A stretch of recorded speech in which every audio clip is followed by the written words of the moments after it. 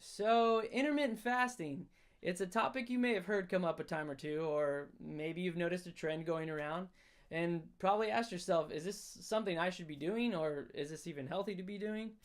Well, in today's video, I'm going to talk about just that, so stick around.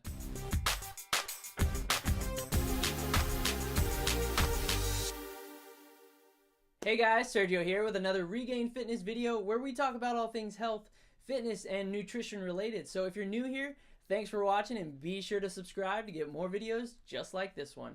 In today's topic, we're going to be talking about intermittent fasting, some of the pros, some of the cons, as well as whether or not it's right for you. So let's get into the video. Alright, so intermittent fasting, what exactly is it? Well, other than being a word that you're going to hear me say a lot throughout this video, let me first start off by saying that intermittent fasting is not a diet. Okay, it's personally what I like to refer to as a habit of eating, if you will. And for those of you not familiar with fasting, fasting is basically when you go a prolonged period of time without eating, also known as your fasting window, and then at a designated time, you'll break your fast, known as your feeding window. And now, given that this is a very brief summary of intermittent fasting and the methods behind it, intermittent fasting has been scientifically proven to be one of the most effective fat loss tools when implemented correctly. So you may have heard some things already about fasting, whether they be good, bad, or maybe even mixed opinions about it.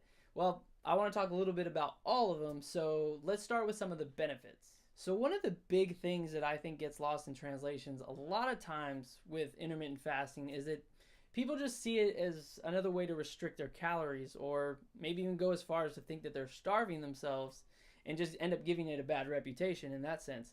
But honestly, that's far from the truth. And I mean, in essence, yes, you will be restricting your calories to some extent.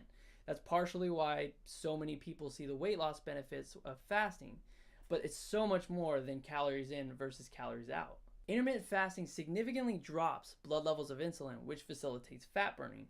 Not only that, but it's shown to increase human growth hormone levels by as much as 5 times. And higher levels of this hormone that you have in the body will actually facilitate more fat burning and muscle gains. And in addition to all of that, you also get the benefits of cellular repair and cellular recycling through a process known as autophagy. And autophagy is very important for our cells to retain their longevity, function efficiently, and even protect against some diseases.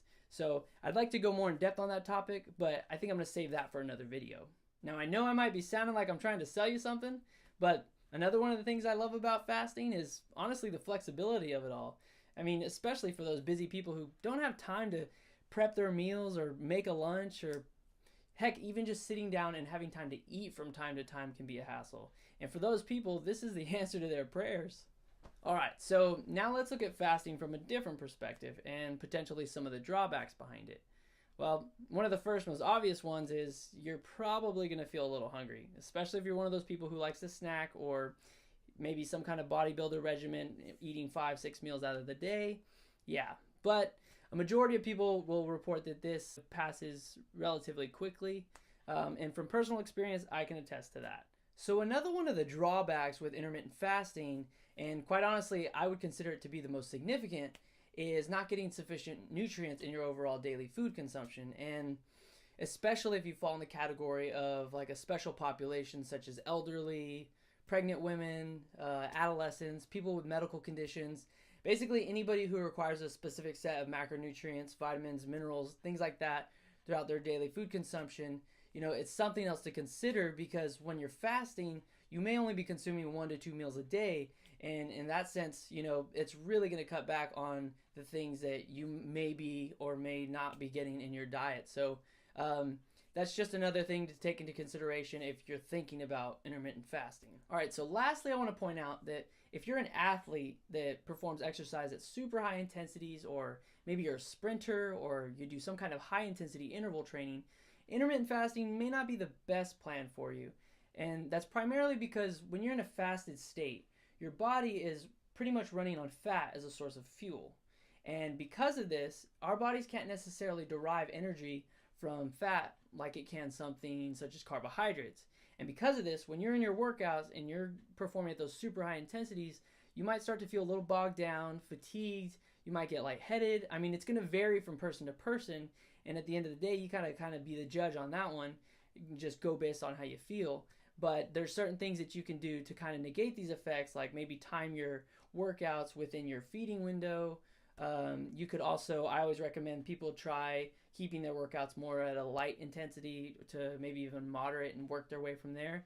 But like I said, at the end of the day, you got to kind of be the judge on this one and go based on how you feel. Alrighty guys, so there you have it, a quick breakdown of some of the pros and cons of intermittent fasting and whether or not it might be right for you. So let me know what you think. If you liked the video, be sure to leave it a big thumbs up. If you have any questions or comments on the topic, feel free to leave those in the comment section below.